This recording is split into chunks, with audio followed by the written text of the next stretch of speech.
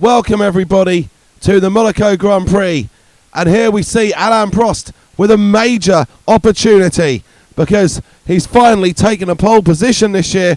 McLaren come good in qualifying, Nigel Mansell as well. He is hoping to emulate what his teammate eliodeangelis did in France and take a victory. Well, there's quite a way to look, and he'll have to pass Alain Prost in a very difficult circuit, but Prost is not known for his luck this year, is he? And Prost starting on pole, Nigel Mansell then in second place. Then you have the two Ferraris, they are back to the fore. renearnoux ahead of michelealboreto. They will have their own designs on this race, I'm sure, but from third and fourth on the grid, it won't be easy. The two Renaults sitting in behind, Warwick in fifth, patricktambay in sixth. They did a good job, but who did an even better job? It was andreadecesaris in the Ligier. Got that Ligier up in an amazing 7th place. So brilliant qualifying performance from DeCesaris. He sits ahead of Niki Lauda on the grid. So the McLarens both looking okay, both looking indecent. Nick, and we know Lauda can come through quite nicely in the races.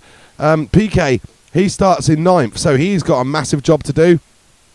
And unfortunately, after a few good displays, it appears that the Brabham is largely irrelevant today.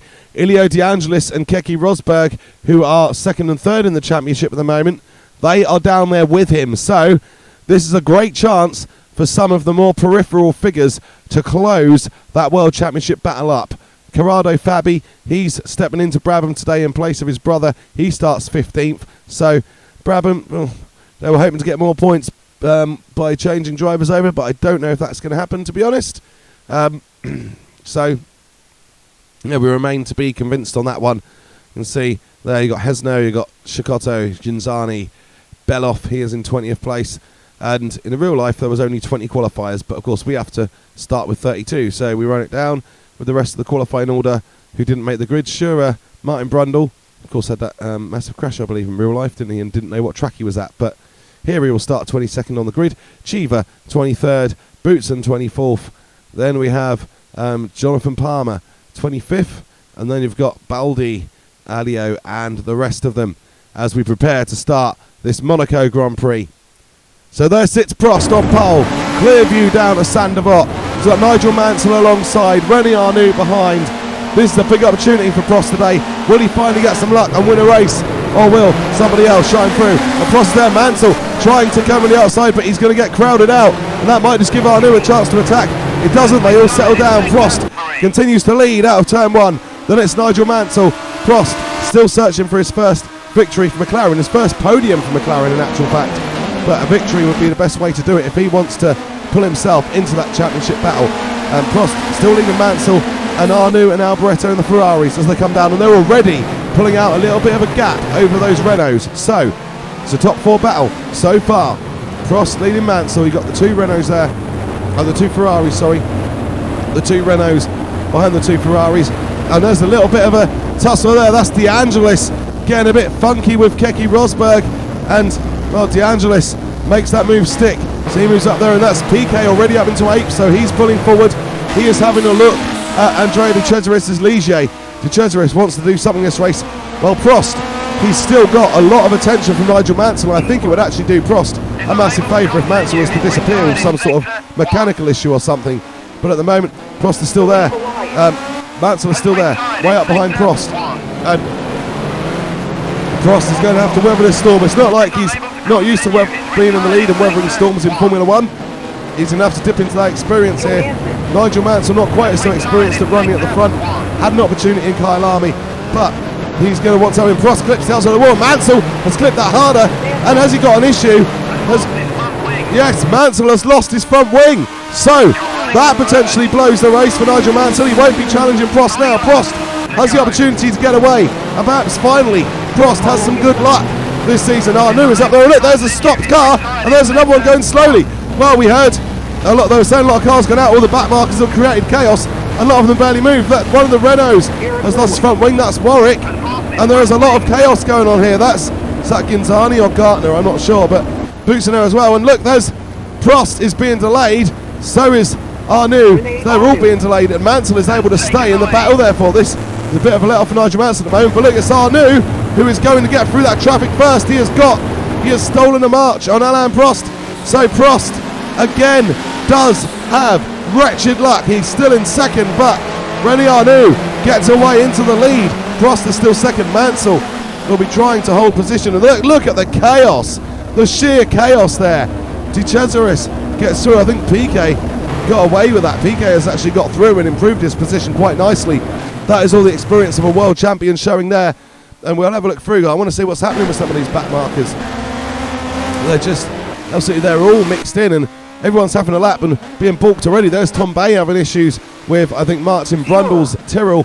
Boutsen there, he is struggling. He's been lapped by, I think someone else lost his front wing. Can't hear who. Can't see who. Arnoux there, then leading quite nicely at the moment. I think that's Boutsen's arrows behind. And yeah, then Prost is the guy who's actually behind in terms of position. And Alboreto has made his way past Mansell, and Piquet sleeps past Mansell as well. Piquet up in the 4th place. Didn't think he had much hope of points today. This is a good opportunity for Piquet to maybe extend that championship lead further somehow. He's got up into the points. He's made the most of the chaotic situation here at Monaco. We often get chaos in the Principality, and it's happened again today. Renearnoux leading comfortably, looking good for the victory if he can hold on for one more lap around the street circuit. And Alain Prost hasn't been able to lap Thierry Boutsen yet. In fact, he's quite a way behind. So Prost, I think now, probably just trying to hold on to that second place. Still only got 3 points this year. Needs to kind of accept that it's gone. But that's not the case with Nelson Piquet. He is applying all sorts of pressure to Michele Alboreto's Ferrari. Nelson Piquet knows there's an opportunity, but he spun it. And, well, was that the last remaining battle in the top 6? Is Piquet going to be able to keep going? I think so, but, well, that was a bad error for Piquet. Yeah, look back, that's Tambay in the Renault in 5th position, so he's quite a way back from Piquet. Piquet should have no issues recovering. He's still going slowly, though. He's getting on with it now, but, well, that's an unfortunate situation for Piquet. Renearnoux, though, down at the harbour front chicane. He's got half a lap to go before he claims the victory in the Monaco Grand Prix. Prost, you can see just in the background behind the lapped arrows of Boutsen. He will want to just maintain that position now. Unless Arnoux has an issue, it's basically an impossibility for Prost to get up and do anything else. Renearnoux closing in on the Monaco Grand Prix victory. Here he comes, round 2. Rascasse for the final time, taking himself through there, taking himself out of there into Anthony Nose. And there's more back markers. It might still be an issue. Prost might have a final chance to catch up. Arnoux is struggling past them. Prost is closing in. Where will this end up? How will this end up? Prost passes Boutsen, but Arnoux is going to hold on. And Renearnoux wins the Monaco Grand Prix. Alain Prost comes close in the end, only 9/10 off. Well, at least there's a confidence boost and a podium for McLaren. Arnoux wins, Prost second, Alboreto in 3rd. Piquet after a spin drops back, should still finish in 4th. Well, another dramatic race, and some very unforeseen circumstances once again created that drama. There has been plenty going on here, and Renearnoux, though, takes the victory. If you enjoyed this, please feel free to like and subscribe and hit the bell for notifications, because this is what this channel is all about. So, Renearnoux wins the Monaco Grand Prix, and that will put him up to second in the World Championship. We'll go through the standings shortly, but Renearnoux very much wins the Monaco Grand Prix. Alain Prost finishes in 2nd place.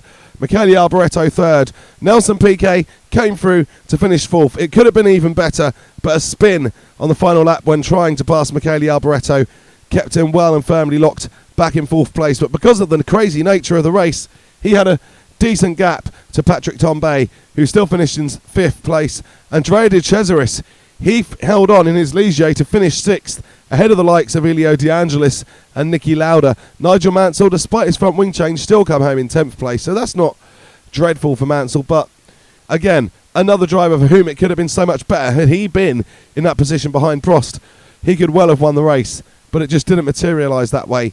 So we'll look at the championship standings now.